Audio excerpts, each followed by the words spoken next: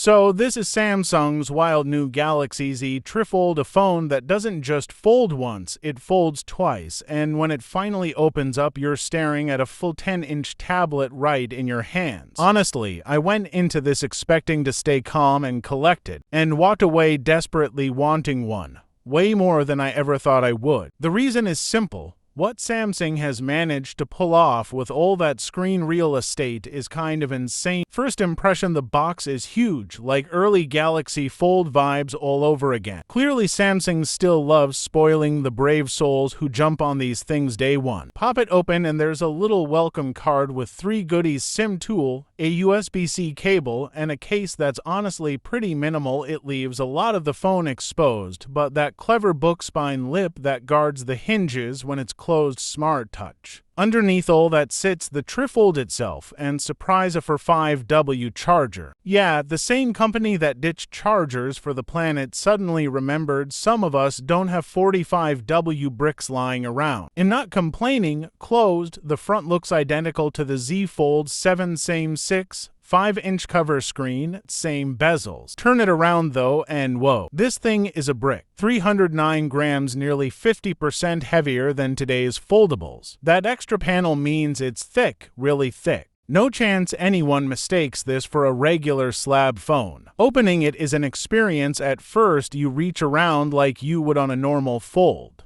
But now you're grabbing 2 layers instead of 1 pull, then unfold the second time. Give it 20 minutes and the motion clicks, partly because the phone literally screams at you with aggressive haptic feedback if you try to fold it wrong, and partly because the rear section sticks out a few millimeters on purpose.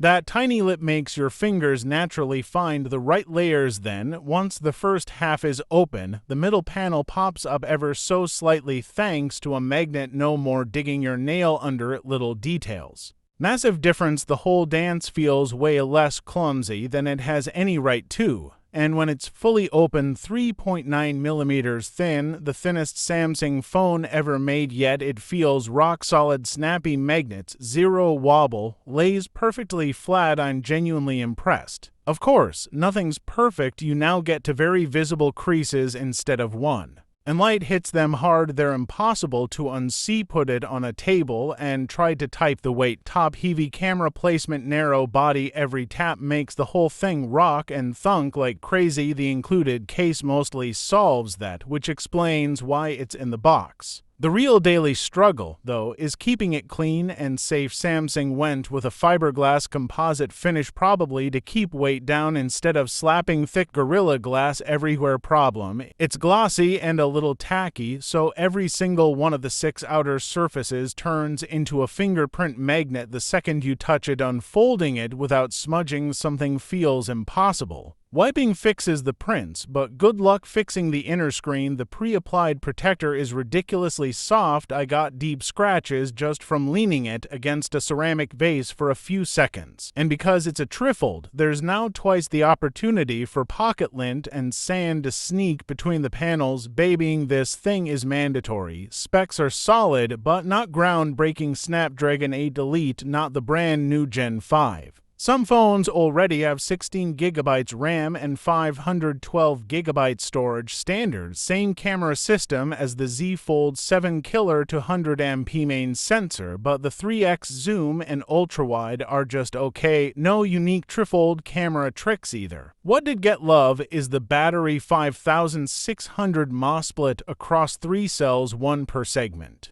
45 West wired charging, 15 West wireless, and still IP48 rated, but none of that is why I'm obsessed. The reason is that 10-inch 16:11 inner display and what Samsung lets you do with it. 3 big things stand out.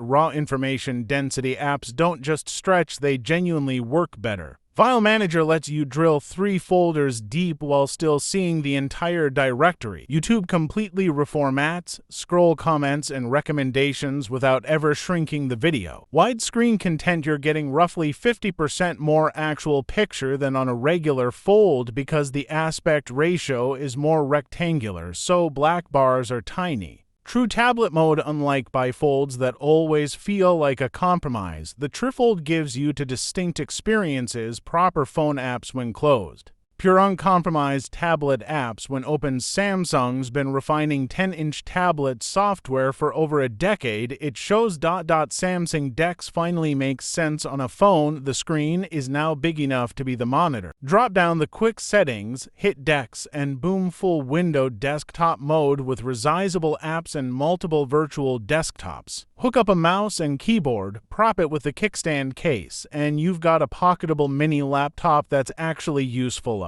And you can still connect it to an external monitor and use the TriFold itself as a second screen. Insane. Multitasking outside DeX is ridiculous. To 3 full apps side by side feels like using 3 phones glued together. You can even save your favorite trios and launch them with one tap, complete with custom layouts. Downsides: indoor brightness tops out at 1600 nits, Fold 7 hits 2600, but in real life it's rarely an issue.